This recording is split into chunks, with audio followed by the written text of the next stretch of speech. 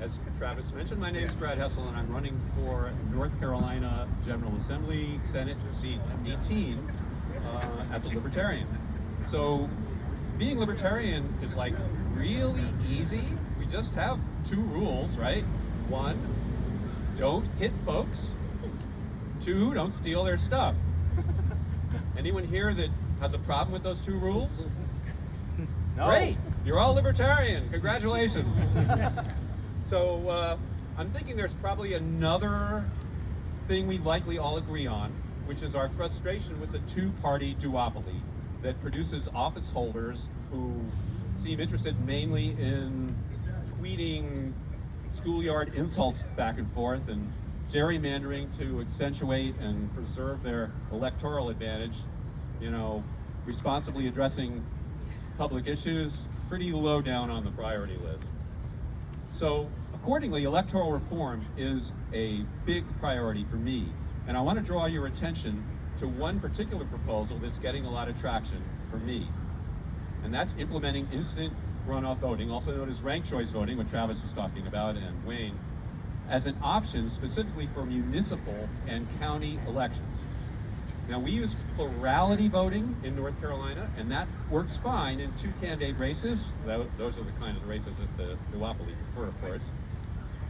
But if you have three or more candidates, it's possible for a candidate in North Carolina to be elected with less than a majority, which is fundamentally undemocratic, right?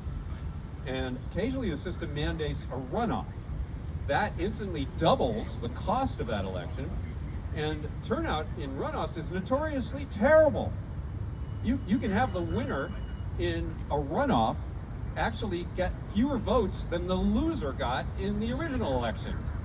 Not exactly a mandate.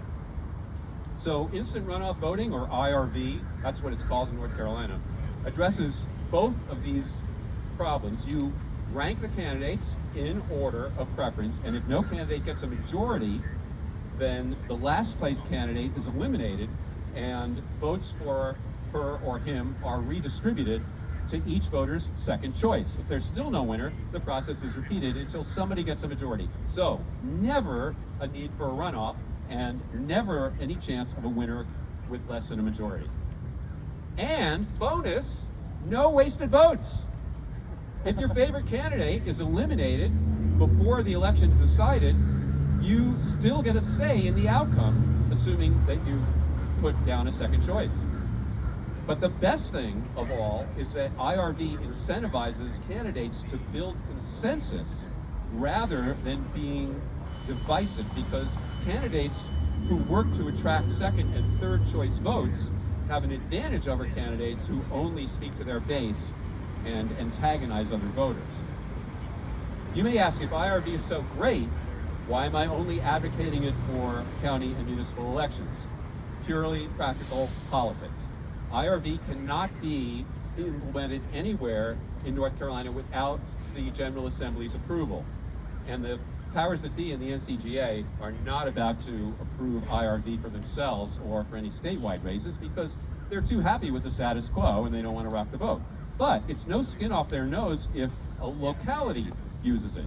So my hope is that once North Carolinians see the advantages of IRV over plurality voting, demand for implementing it statewide will grow both outside and inside the General Assembly. So as you guys are representing other third parties and you attain ballot access and get to the point of running state and local candidates, please consider putting instant runoff voting at the top of your electoral reform priorities.